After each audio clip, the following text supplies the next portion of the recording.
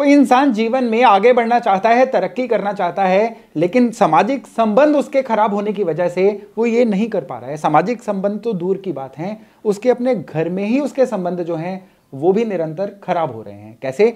ना उसकी पत्नी से बन रही है, ना उसकी अपने ससुराल वालों से बन रही है। चलिए, पत्नी ससुराल से किसी तरह से उसने बना ली, अब उसकी अपने भाइयों से या बहनों से ऐसी अनबन है कि जिसकी वजह से जीवन की गति मानो रुक सी गई है। ये मैं आपको केतु के तीसरे घर में खराब जब बिहेवियर होता है ना उसकी निशानियां बता रहा हूं। केतु जब थर्ड हाउस में खराबी देते हैं, सबसे पहले इंसान के संबंध खराब करते हैं, फिर उसकी सेहत को हिट करते हैं और अल्टीमेटली जीवन में जो भी उसकी तरक्की होती है ना उसको रोक के रख देते हैं। आज के वीडियो में केतु थर्ड हाउस में क्या क्या दिक्कतें देते हैं और उनका सॉल्यूशन क्या क्या हो सकता है, मैं आपसे विस्तार से चर्चा करूंगा। नमस्ते, मेरा नाम है योगेश शर्मा, स्वागत है आपका happy life with Yogesh Sharma में। और दोस्तों, आगे बढ़ने से पहले एक विनम्र निवेदन कि अगर अभी तक आपने अपने इस चैनल को सब्सक्राइब नहीं किया है ना, तो कृपया सब्सक्राइब करिए और हाँ, बेल बटन दबाना ना भूलिएगा। केतु तीसरे घर में जब भी होते हैं ना, हमें सबसे पहले ये जानना होगा कि तीसरे घर के केतु में जो ऊर्जा होती है, ये ऊर्जा बेसिकली किन ग्रहों की होती है? थर्ड हाउस में ऊर्जा होती है बुध की, थर्ड हाउस में ऊर्जा होती है मंगल की। जहां बुध बहनों के कारक हैं, वहीं मंगल भाइयों के कारक हैं।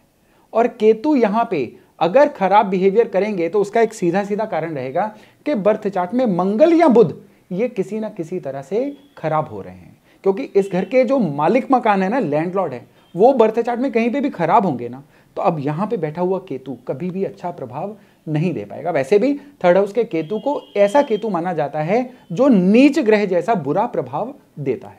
तो ये जो बुरे प्रभाव है ना, सबसे पहले सामने आते हैं उस इंसान का अपने भाइयों से उसको बहुत शिकायत रहती है। वो चाहे उसके भाई उसके लिए अच्छा कर रहे हो, चाहे उसके भाई उसके लिए बुरा कर रहे हो, लेकिन वो इंसान जो है भाइयों के प्रति हमेशा कंप्लेंटफुल जरूर रहता है। यह केतु के थर्ड हाउस में खराब होने की सबसे बड़ी निशानी होती है। ऐसे लोगों का अपने सिबलिंग के साथ, भाइयों बहनों के साथ प्रॉपर्टी के विवाद या बाकी कई मामलों में कंप्लेंट्स जो है ना लाइफ में चलती रहती हैं। और ये एक निशानी होती है, ये निशानी होती है कि किस तरह से अब उस इंसान की जो लाइफ में तरक्की की गति है ना वो रुकने वाली है। केतु जो है ना, ये गहराई के कारक होते हैं। अब ये इंसान जो है हर चीज को माइक्रोस्कोप लगा के देखेगा। ये इंसान बिल्कुल ऐसा एक्सपेक्ट करेगा उनसे कि जैसे वो अपने काम धाम छोड़ के बस इन्हीं लोगों की सहायता, इन्हीं लोगों की मदद करते रहें। केतु जब भी थर्ड हाउस में होगा, नो डाउट राहु जो है बर्थ चार्ट के 9वें घर में होंगे। आप केतु थर्ड हाउस में किस तरह के रिजल्ट देगा, उसके लिए राहु 9वें घर के नतीजों को समझना बहुत ज्यादा जरूरी है। मेरा एक वीडियो राहु 9th हाउस पे भी है, आप इस वीडियो के बाद उसको भी देख सकते हैं, जिसका लिंक मैंने डिस्क्रिप्शन में दे रखा है। चलिए केतु थर्ड हाउस के बारे में आगे बात करते हैं। संबंधों के अलावा ये जो केतु है ना, ये इंसान की नेचर को, हैबिट्स को बहुत बुरे से प्रभावित करते हैं।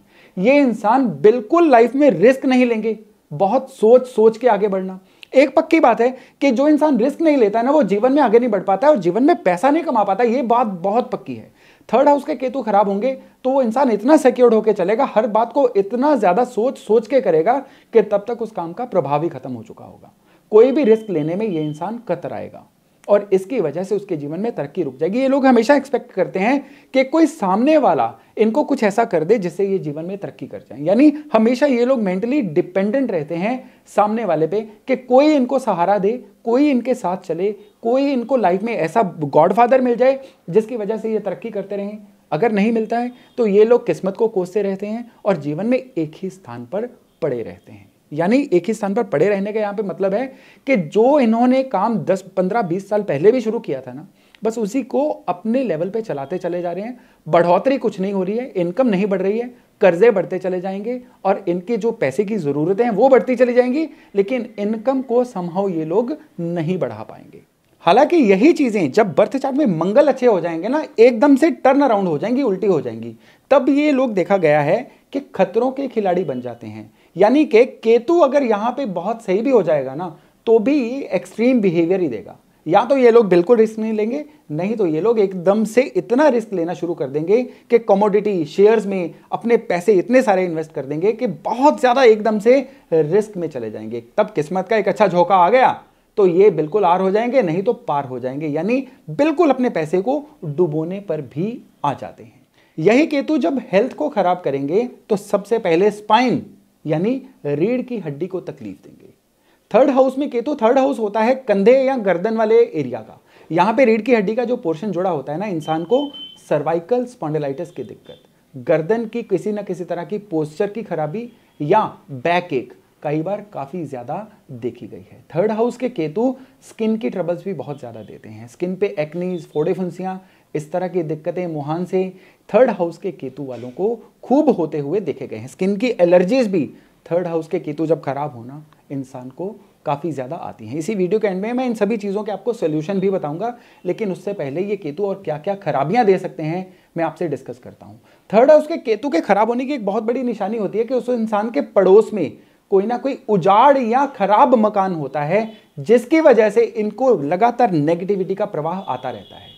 आपके अगर थर्ड हाउस में केतु और पड़ोस में कोई उजाड़ या खराब मकान है ना, तो फिर समझ जाइएगा कि अब थर्ड हाउस के केतु आपके जीवन में कोई अच्छा परिवर्तन नहीं ला पाएंगे। कहा जाता है कि लाइफ में अगर आपने तरक्की करनी है तो आपको सही समय पे ना कहने की कला आनी चाहिए।